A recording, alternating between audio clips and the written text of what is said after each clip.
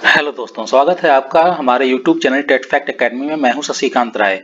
आज के वीडियो में हम बिहार माध्यमिक उच्च माध्यमिक शिक्षक पात्रता परीक्षा 2019 के शिक्षण कला एवं अन्य दक्षता परीक्षा के टॉपिक शिक्षण के सिद्धांत के तहत अपना ये वीडियो लेकर के आए हैं।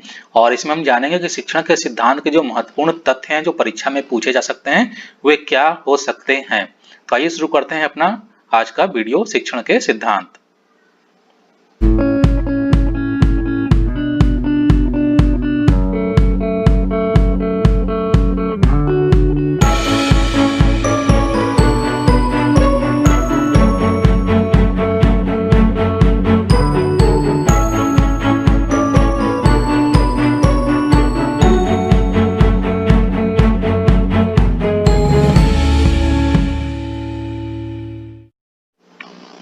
शिक्षण के सिद्धांत। आपके विचार में शिक्षा तभी सार्थक होगी जब वह छात्र केंद्रित हो।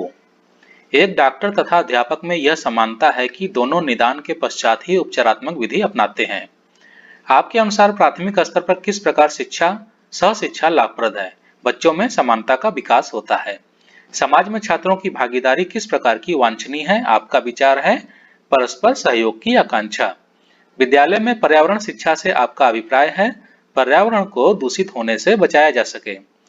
शिक्षक राष्ट्र का निर्माता है, इस कथन पर आपकी क्या प्रतिक्रिया है? यह वास्तविकता है क्योंकि शिशु ही आगे चलकर राष्ट्र में सक्रिय भूमिका निभाते हैं।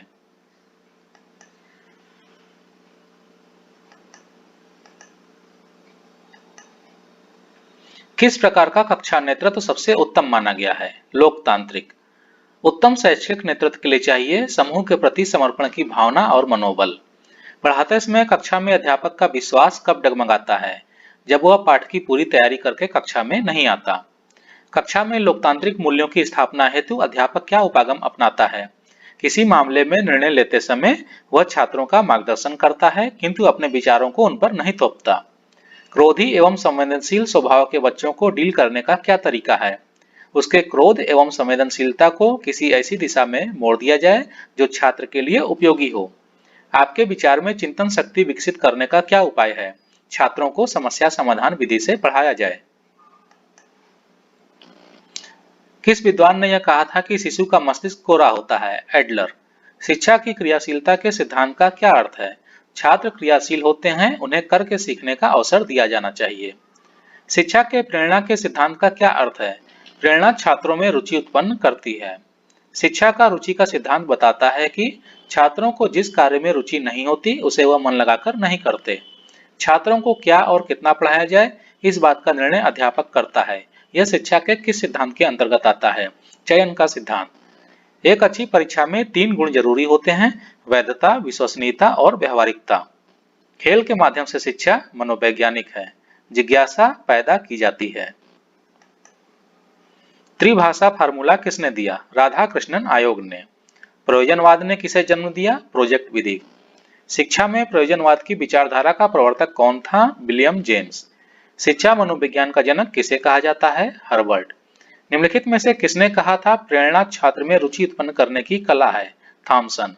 गांधी जी की बेसिक शिक्षा का उद्देश्य बालक को समाज की आवश्यकताओं के अनुरूप बनाना था।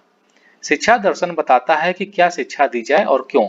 इसके विपरीत शिक्षा मनोविज्ञान का संबंध शिक्षा के कब और कैसे पहलू से है। बाल मनोविज्ञान का अध्ययन अध्यापक को शिक्षा संबंधी समस्याओं के बारे में सही दृष्टिकोण प्रदान करता है। हर्बर्ट की 5 चरणों वाली प्रणाली में प्रस्तुतिकरण चरण को सर्वाधिक महत्वपूर्ण माना गया है, इसलिए स्पष्ट है कि यह प्रणाली शिक्षक तथा शिक्षण विधि को प्रमुख स्थान देती है।